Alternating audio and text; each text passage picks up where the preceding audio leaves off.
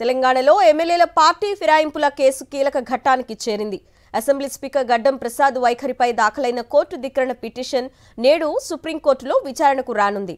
ప్రధాన న్యాయమూర్తి justice BR Gavai నేతృత్వంలోని ధర్మాసనం ఈ పిటిషన్ను విచారించనుంది. అసెంబ్లీ ఎన్నికల్లో బీఆర్ఎస్ టికెట్పై గెలిచి అధికార కాంగ్రెస్ పార్టీలో చేరిన 10 మంది ఎమ్మెల్యేలపై చర్యలు తీసుకోవాలని బీఆర్ఎస్ కోరింది.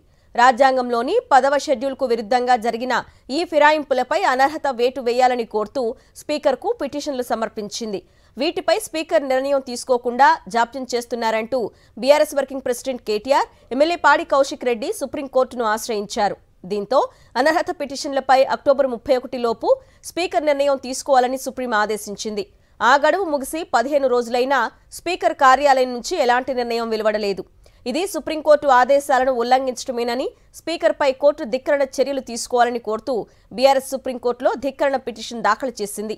ఈ నేపథ్యంలో ఫిరాయింపు ఎమ్మెల్యేల భవితవ్యంతో పాటు స్పీకర్పై ఎలాంటి చర్యలు ఉంటాయనే సర్వత్రా ఉత్కంఠ నెలకొంది.